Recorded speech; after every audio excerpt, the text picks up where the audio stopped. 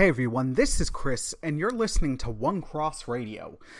And excuse me a sec, I've got a tickle in my throat.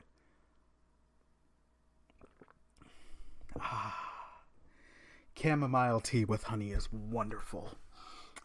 It's relaxing and soothes my throat. Soothes? Soothes. Because I can words. Anyways, welcome back. I feel like it's been a while since I've done an episode, and in a weird way it has. Just because I think the last time I recorded an episode was over a month ago, because I found the one in the vault. I actually found another one in the vault, which will be coming soon. Yeah, I've been doing a lot of the OCR shorts videos, which are a lot of fun. And if you haven't seen them, I'd recommend checking them out because, well, heck, I do them. And there's something I'm proud of. You can find them on our YouTube channel, on the website, on our Instagram through IGTV. And they're getting some engagement, which is kind of cool. And I'm enjoying that aspect. And something I do with that, because more often than not, I'm presenting, yes, still opinion, but something where it's like, okay, this is a broader, more serious topic.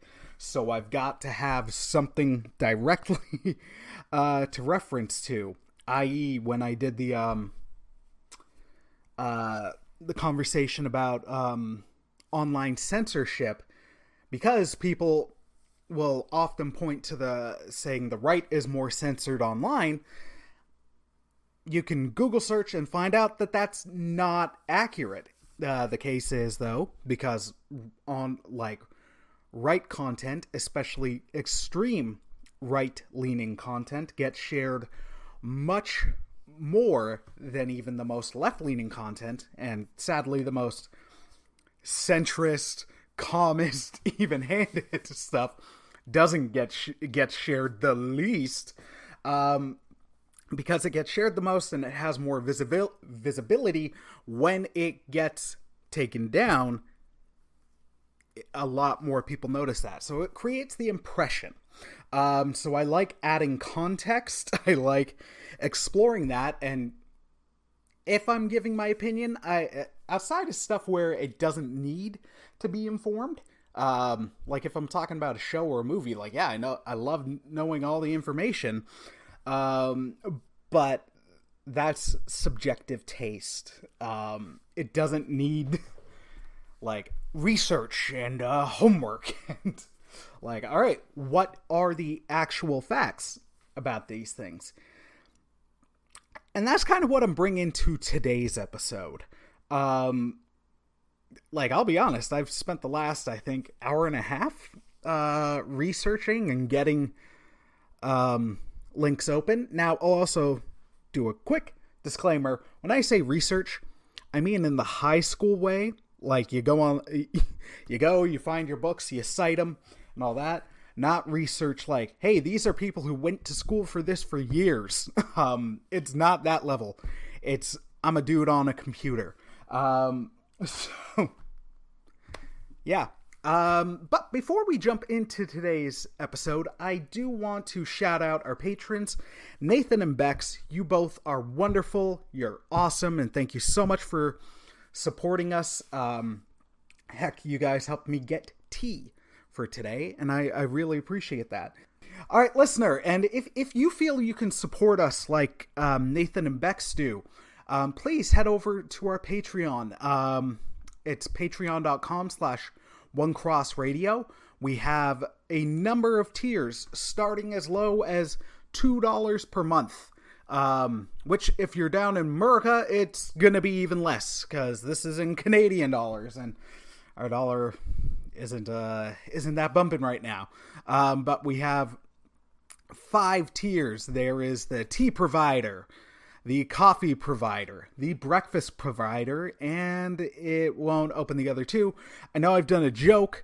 There's second breakfast provider, and then there is the Funko Pop, the Funko fund tier, which is a joke tier, but hey, if you want to support that one, I am not going to complain. I am always down for more Funkos. And also, for no particular reason, I want to shout out Faith and Fandom. Hector, you are wonderful, awesome, and just a great brother in Christ, and wonderful. Word. Okay, so as you can tell, I'm a little all over the place, and this is where, again, I'll apparently not intentionally stall getting into today's topic. Part of the reason why I'm all over the place is I am coming down from an anxiety attack. And I actually took my tranq not too long ago, and it is finally kicking in. But I've still got some of that energy, and that's actually why I'm recording right now. The other thing I want to say is, at times, there's been questions, not directly to me, but I've seen it with other podcasts, like, hey, why do you share that stuff? And I'll answer it here, even though friggin' nobody asked, but it's my show. The reason I share it so much is I honestly just want to normalize it. Like, that's it. I'm gonna mute my phone. Sorry about that. But in this case, I think if people can be more open about it, it does take away a lot of that stigma. Now, that's not to say that everybody has to do it. If you don't want to do it, you don't have to do it. And frankly, it's nobody's bloody business anyways. But I choose to do it because I'd like it to be more normalized, especially within Christian circles, which the church is getting so much better than it used to be. And that's just, praise be to God for that. That's wonderful to see. And conversations with other Christians about it, it's getting to a much better place. And that's honestly just it. If someone who is listening to this has been struggling with this and they're not sure about opening up, I'm doing this so they might feel more comfortable doing it. That's it. That's legit it. Yeah. Okay. Moving on to today's topic, which, I mean, it's in the title, so you know what we're talking about, but I'm going to say it audio-wise anyway. Today we are trying to answer the question, I was about to say age-old, but the phrase, I think, started in 2018, which actually feels like a lifetime ago. Oh my gosh. Ugh. Anyways, does getting woke go broke? And the answer, at least to my understanding of it, is not really. Now, it is a maybe, and there are particular cases where it's true. I'm looking at you, Gillette. If y'all don't remember, Gillette did that commercial, and it really, really backfired on them. That commercial about men. And unlike Nike, who did the thing with Kaepernick, I just, sorry if I'm mispronouncing his name, like, they rode that controversy into a success, and for them it wasn't about money, it was about youth engagement, and it worked. With Gillette, I don't know who they were trying to appeal to when the majority of their target demographic is men. Like, there are Gillette products for women. Don't get me wrong, they exist. I think they sell well. I didn't really look into that part, but the majority of Gillette's stuff is marketed towards men. And a lot of people were like, what the hell is this? So that backfired. And unlike the Nike situation, it's not like Gillette could then do like a crash course apology commercial and just revert the marketing back. They kind of screwed themselves. and another company was already growing in the marketplace, and then this helped it grow even further. So let's dive into this a bit. With Gillette, like I said, they are a case of where this did happen. Now, the company didn't go bankrupt. They're still making a lot of money. Their shares went down, their sales went down, but they're still around. People will say Starbucks got woke. Starbucks is still doing well. They might be down a bit, but it's not like they've gone broke. Let's bust out some articles. Because I got a bunch. Okay, so there is a bit of pop culture focus on this, and I'll get to that in a second. But I'm looking at an article from sim.co.uk. It's a content hub, and this is looking at if going woke goes broke. And it's still kind of not really. I think it is more no than yes. People will point to friggin' movies most often, or comic books, but what you find out when you actually try to start looking into this is often that's a lot of negative spin that's not actually true or backed up, or it's flat out misrepresentation of information, or just lies. Or if you dig, you can see that there's other surrounding context. There's other issues that could be impacting it.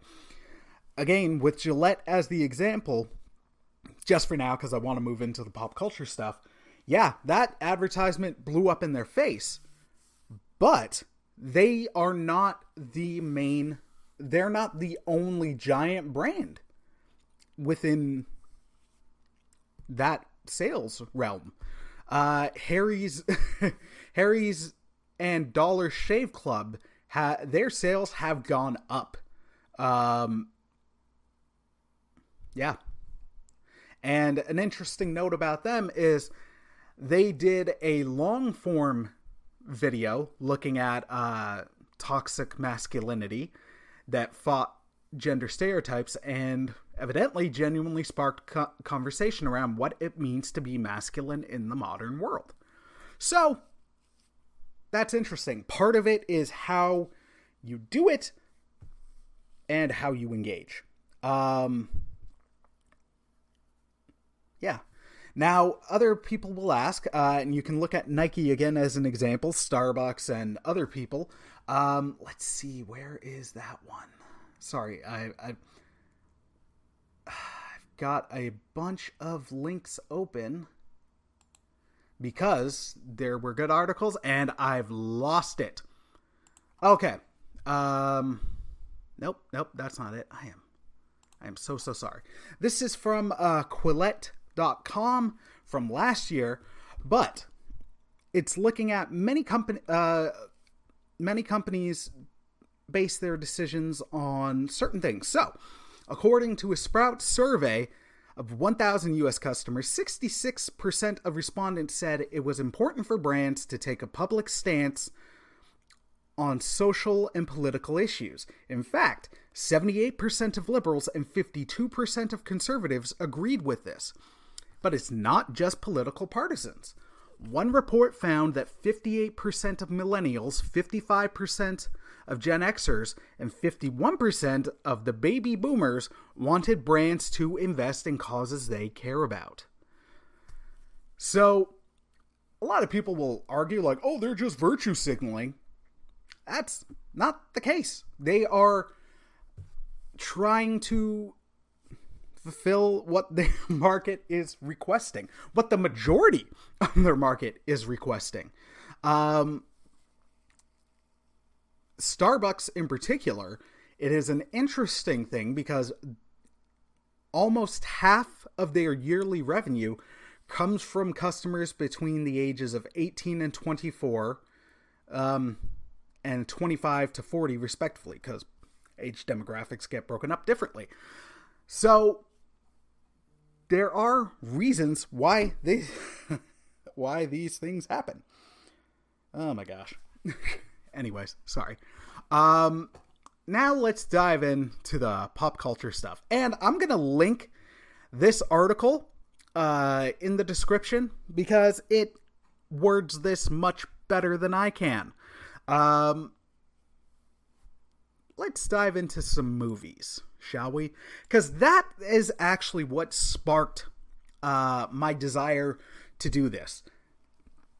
I think it was last week or the week before, DC Comics announced that its current Superman, John Kent, not Clark Kent, John, who is Clark and Lois's son, in an upcoming issue of his Superman run, will be coming out as bisexual. And people reacted. Let's put it that way. The reaction is frustrating. But anyways, people reacted, and I did see a lot of the statements going around, go woke, go broke, go woke, go broke, along with some humorous misunderstandings where people were gut reacting like it was Clark Kent. Like, even though Clark Kent is not currently Superman, let's be real. If people think Superman, they think Clark Kent. It's not like Clark Kent is going away forever. He's pretty much always going to be Superman unless another character does well enough and identifies well enough. But comics always go back to what sells. So I don't see that big of a deal with it. But back to the sales part, or sorry, the misinformation part. People were reacting like it was Clark. And the funny part there was they were like, no, Superman loves Lois and only Lois, and he'll only ever be in love with and married to Lois Lane. Which factually isn't true. During the not so great New 52 run of DC, although there was some good stuff, the Batman run was excellent. Superman was in a relationship with Wonder Woman, and that was Clark Kent. But also, because this current Superman is John Kent, a lot of people, there was a lot of people and a lot of laughter about, like, y'all are saying that this dude should be dating and married to and in love with his mother. And no. But, okay, moving on. Let's get to the more specific stuff. Again, nervous energy all around. Apologies. So, a couple months ago, or not months ago, let's look at a Bond movie, and then we're going to move into some other ones. A lot of people talked about, when they were announcing stuff for the final Daniel Craig Bond movie, which I haven't seen yet, because Jill and I aren't comfortable going to theaters yet, although I really want to. I'm hoping we will soon. But when people heard, like, oh, there's going to be a Black 007, of course everybody's like, oh, it's going woke, and it's going to go broke. Let's look at this for a second. The budget of the movie was between $250 to $301 million. When you factor in advertising, which there wasn't even as much advertising this time around, it still made money. It made $450.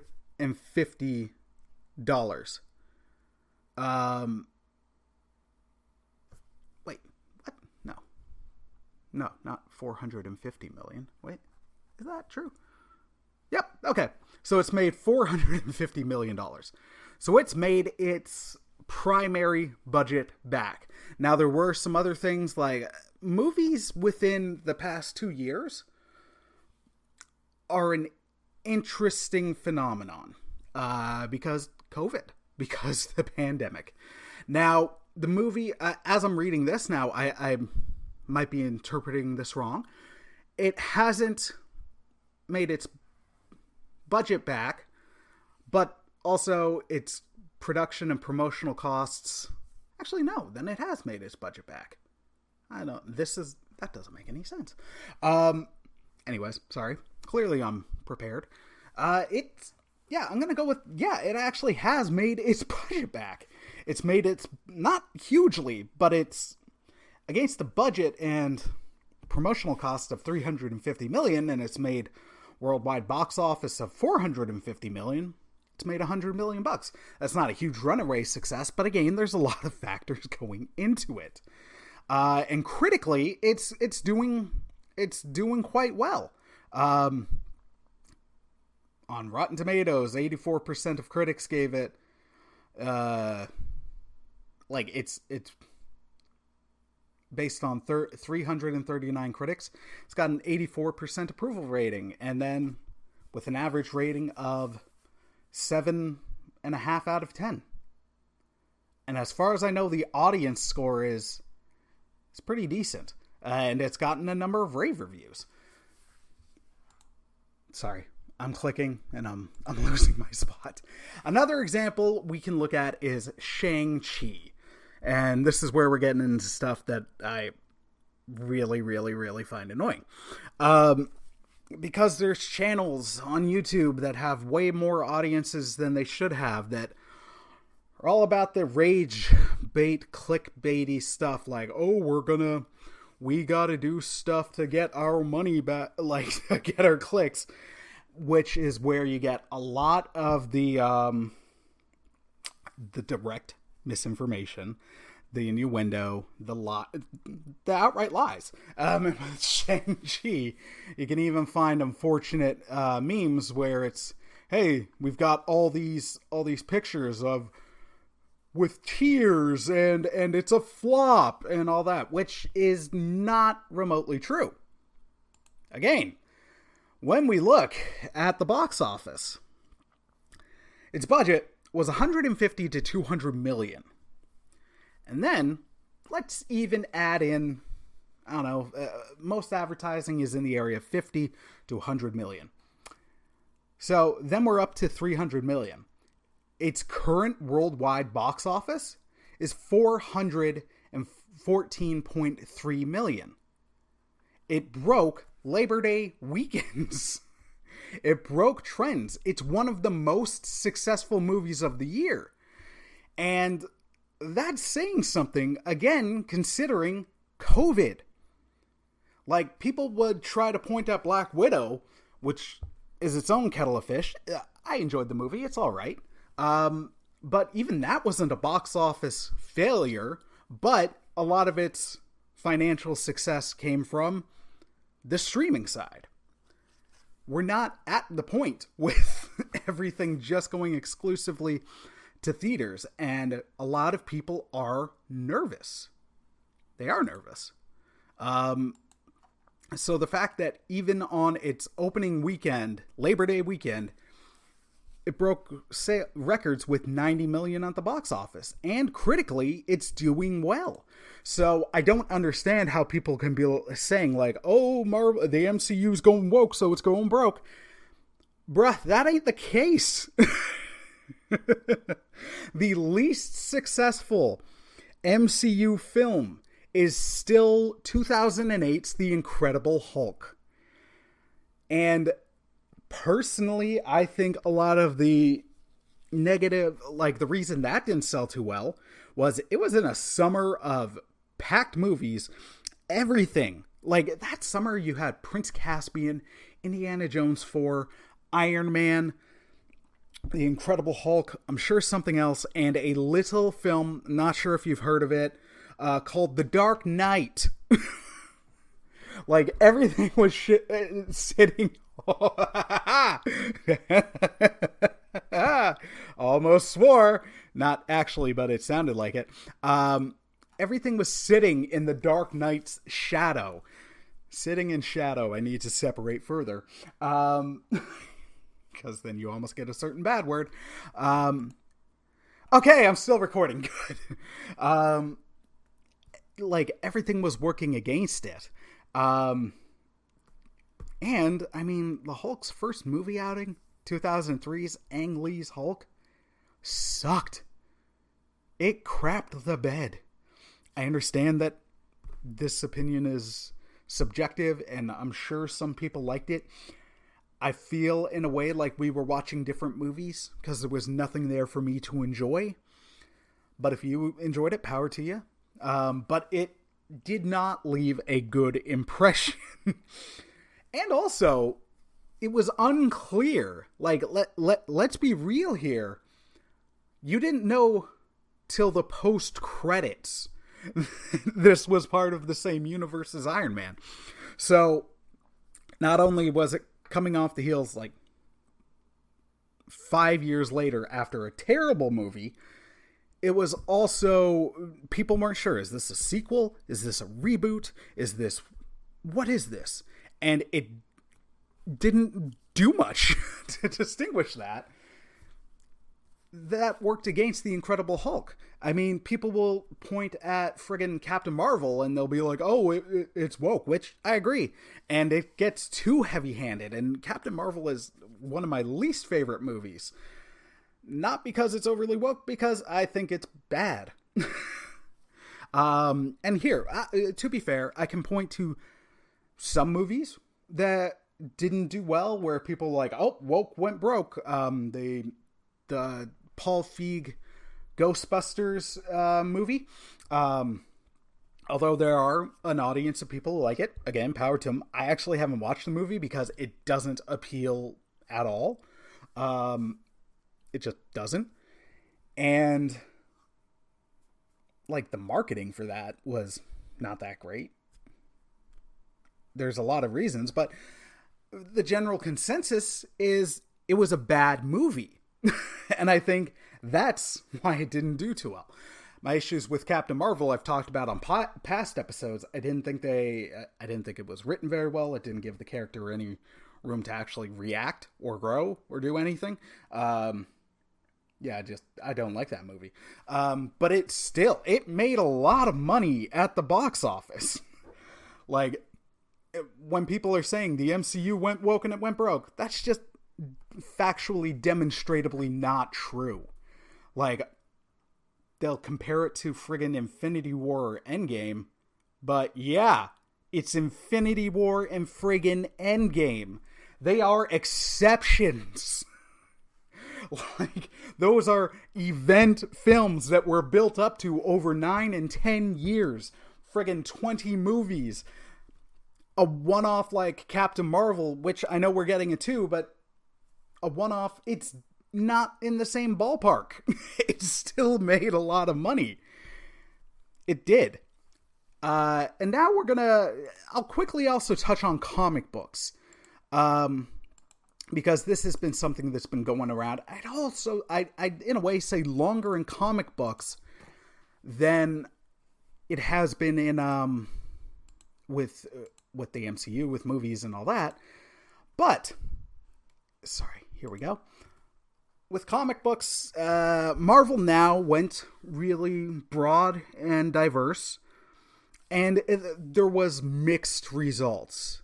I'm not going to say it was an all-out flop, because sales were all right, but the overall trend in comic book sales across the medium, with the exception of 2 countries, was down at the same time. And I'd argue a lot of the things that were bad about those titles were the writing. America Chavez is a very interesting example of this, because people will almost make her the poster child of woke Marvel. Her comic run, her first solo run, was awful. And I think that's why it went down. It was written by Gabby Rivera, and this isn't to throw any shade. I don't know her or anything, but based on the writing of the comic, I checked out a couple issues. I'm like, this is bad. It's like, that was very much in your face with the political messages, which also, let's be blunt, comic books have always been, to a degree, woke. They have been that way since almost friggin' day one. Like, anybody who's like, oh, comics are just escape, they can be. They might. They very much could be and are. But they, most of the time, have a political message. You think friggin' Civil War wasn't a political conversation? Or the iconic Green Lantern, Green Arrow run, where you find out Speedy is addicted to heroin? Comics have talked politics forever. It's just how changed. And it was admittedly heavy-handedly. But America Chavez, before her solo run, was very well liked. And I think an underlying thing here is sometimes if you're not doing it well, where the politics or the message or whatever is ingrained into the story, then the story stuffers the message at times, even if someone doesn't agree. If the story's well, they'll hang on, they'll be in. But if the story isn't good and the message is overbearing and it's alienating the audience, of course it's going to fail. That one is an example of one that failed. But Kamala Khan, still around, a lot of success. People pointed at Squirrel Girl. Friggin' Squirrel Girl? Really? Also, her target demographic, which I'm not of, and I dig that character. I read her solo title and I really enjoyed it. It was so much fun. But her target demographic is younger kids. Not even like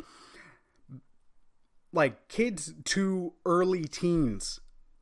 Not late teens, early 20s, or in this case, a 30... How old am I? 34-year-old man.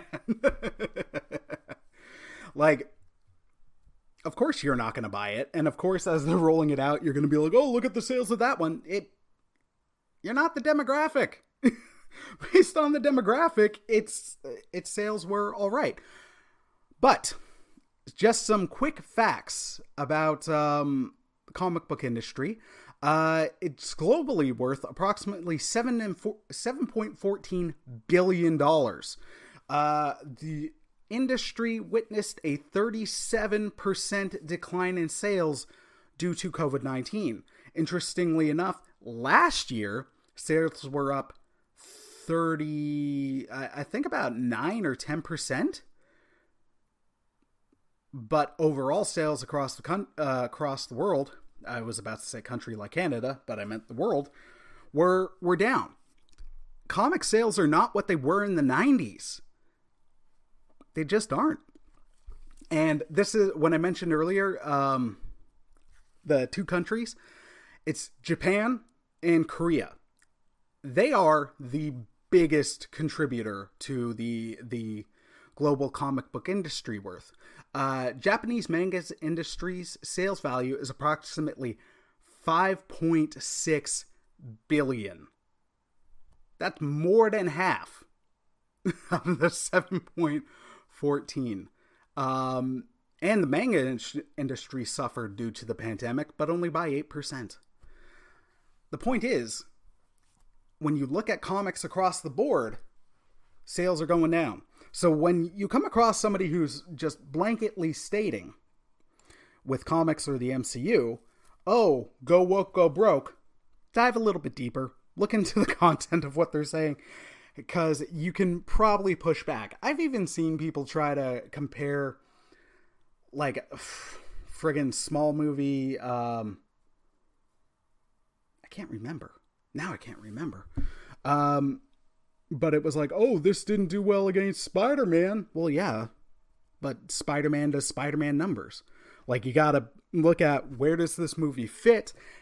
How does it compare to its own kind of movie? And then also factor in, is it R-rated? Is it this? Because that plays a hand. All right, so on to the main meat of this. I'm talking Star Wars for a little bit. And listener, I'm sorry. If this has felt rambly, I do apologize.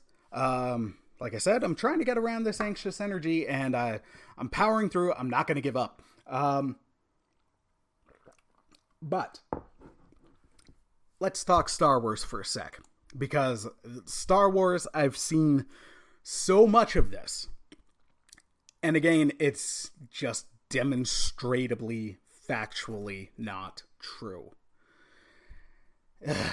Now, if we get into the subjectivity, or if you define broke as like creatively broke, even then I'm going to argue, no, you're wrong. But I can at least understand that slightly more. But people will be like, oh, Disney's made Star Wars woke. Star Wars went woke and broke. The sequel trilogy, which I am on the record of not enjoying, has made worldwide $4.475 billion. Its budget, the combined budget for all three of them, including advertising, was $837 million. Tell me how that is not a success. You can't. Because it is. It demonstrably is. Worldwide, each of those movies were made over $1 billion. The Force Awakens made over $2 billion. Heck, none of them made $1 billion domestically in the US and Canada. And the numbers dropped repeatedly. You can see and track that. But each worldwide made $1 billion. Rise of Skywalker made $1.074 billion. I just can't math. Last Jedi, $1.333 billion. Force Awakens, $2.068 billion. This is unequivocally a success. You cannot apply that statement to the sequel trilogy. It was highly successful. Now, it didn't make as much as the prequel trilogy, but that's not the conversation. And if you keep moving the bar, then you can argue it in any way. You can try to. But the fact is, this is clearly a financial success. As much as I did not creatively enjoy the movies, I really didn't. I might go to Rise of Skywalker more than the other two, because Rise of Skywalker was screwed no matter what. But it's not a financial failure. And critically, as much as people try to do focus on the negativity and the bad parts about those movies, and you could say like me, because I'm in that I don't like them camp, I'm not gonna buy into the conspiracy theory that every single critic or reviewer who likes the movie is just some kind of either bot or some wokey or something, just all these stupid terms. Critically, audience was different, but you also unfortunately can't always go without audience score, because groups will review bomb a movie before it's even come out. Critically, they're looking at 93%, 91%, Rise of Skywalker's at 52%. They're well reviewed. I don't like them, but they are well reviewed. I can't say they weren't a success. The phrase "go woke, go broke" does not apply here. I'll also argue creatively it doesn't apply, because how well has The Mandalorian done? How well has the revival of the Clone Wars done? Season 7, loved. So many people loved, especially the finale. Rebels, people grew into it and really, really enjoyed it.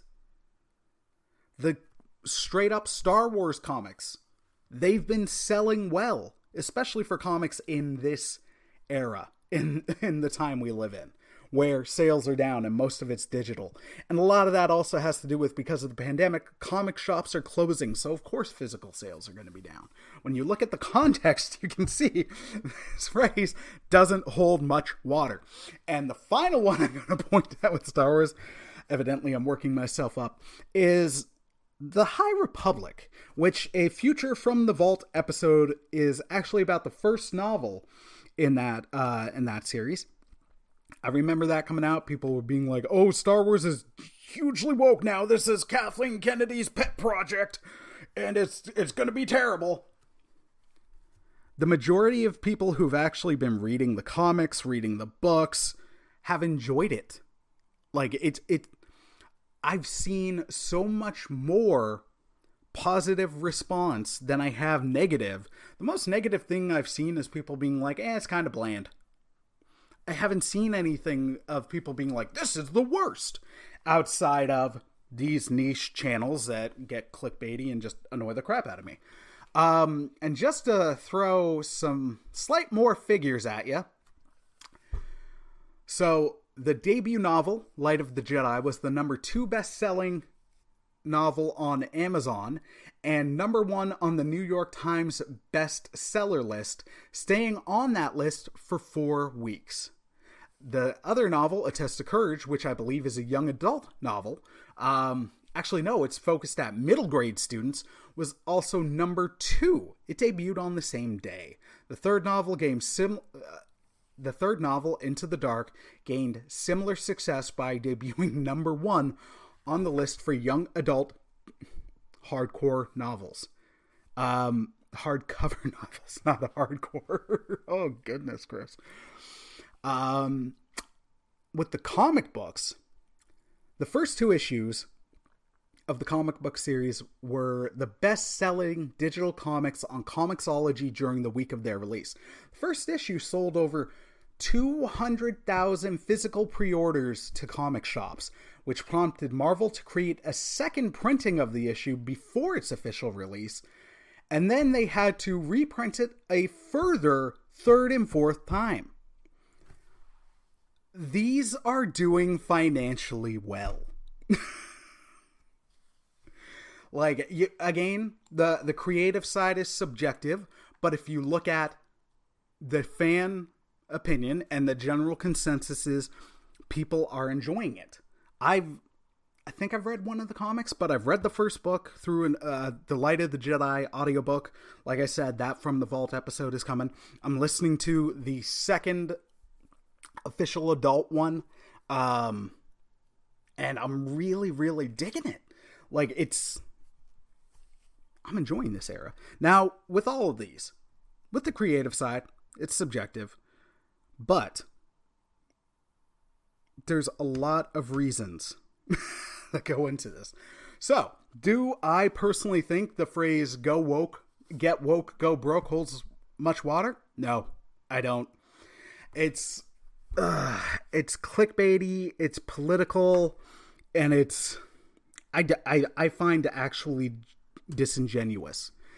If you look up the reasoning, if you look up the surrounding context, you can find so much reasoning and surrounding information how it's not just the company went woke, or if you look at appropriate comparisons, or if you take out your personal enjoyment and just break down to the brass tacks of, did it make money? Did it make money? Did it make its budget back? Did it break records? Pretty much everything I've talked about has. They've, with the exception of Gillette and the one-off example of, what's her name? America Chavez. Like, the actual case of just flat-out failing is few and far between. Now, with that, I'll just hop back quickly to the Marvel thing, and then I'm going to wrap this up. During that time, people would also look at like, oh, the comic got canceled, the comic got canceled, the comic got canceled. Here's some context for that time period as well. Marvel and DC is guilty of this as well. I'm not going to say they were oversaturating the market, but prices for physical books have gone up. It's not like, heck, at one point they used to be like 25 cents, and I think the average issue now is around like $8.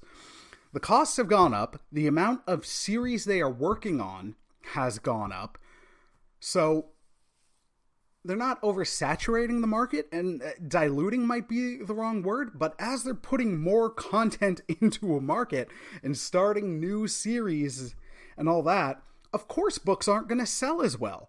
And they're going to track the ones that are selling well. It's like, hey, we're going to throw out everything and see what sticks.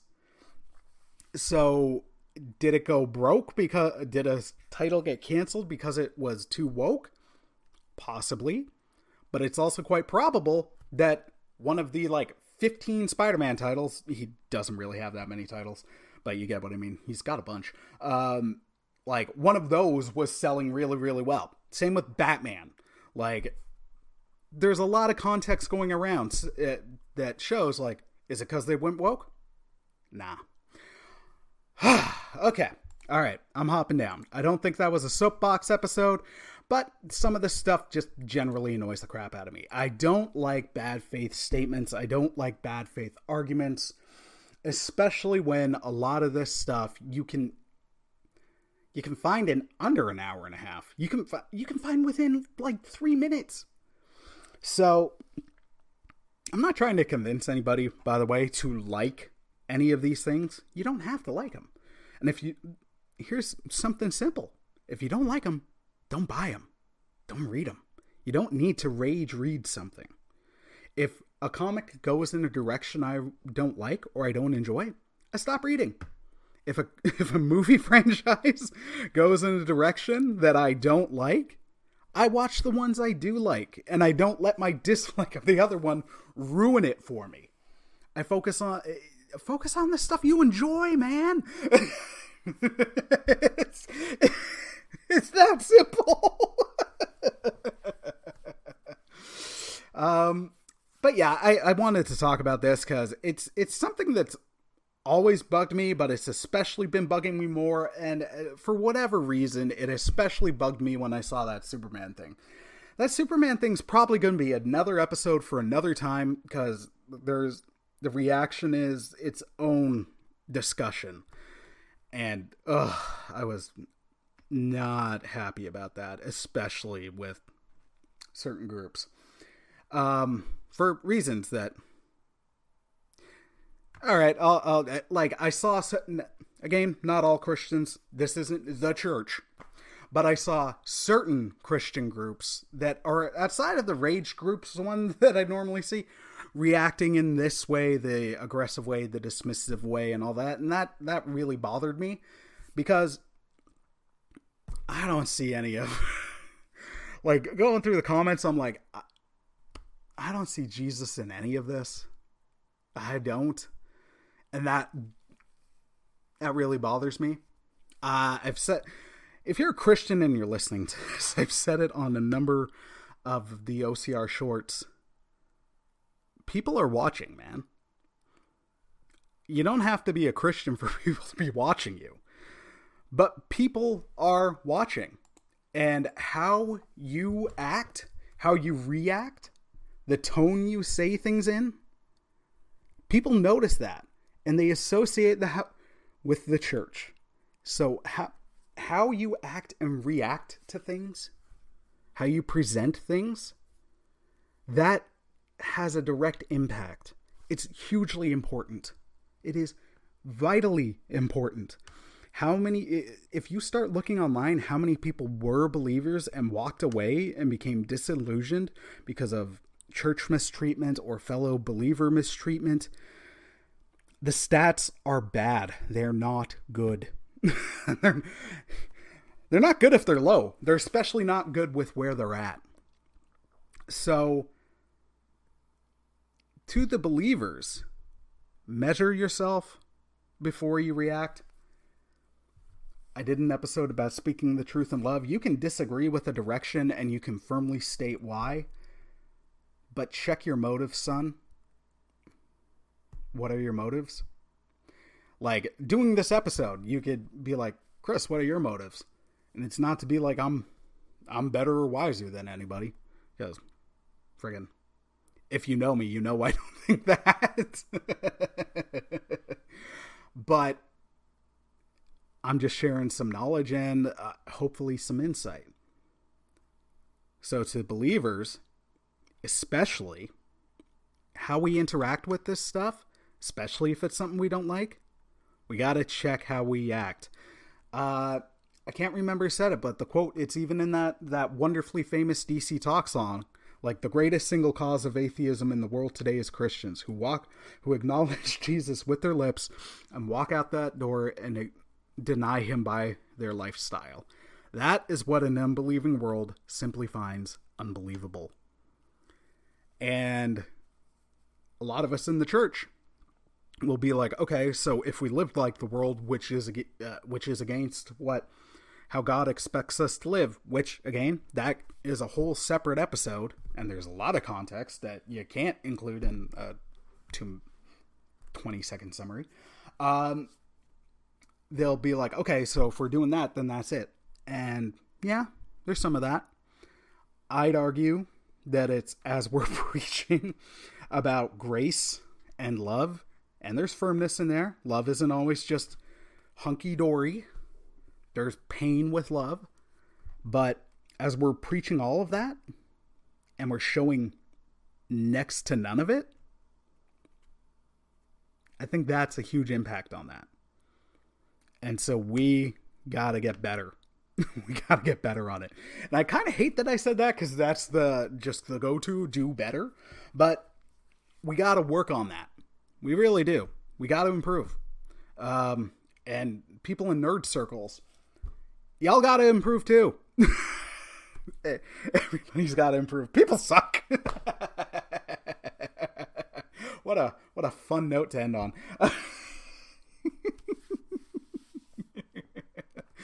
Yeah. So I hope you enjoyed today's episode. It was maybe a little more direct than I thought, but like I said, I'm navigating around some anxious energy. Thankfully that Trank kicked in, but I'm still coming down.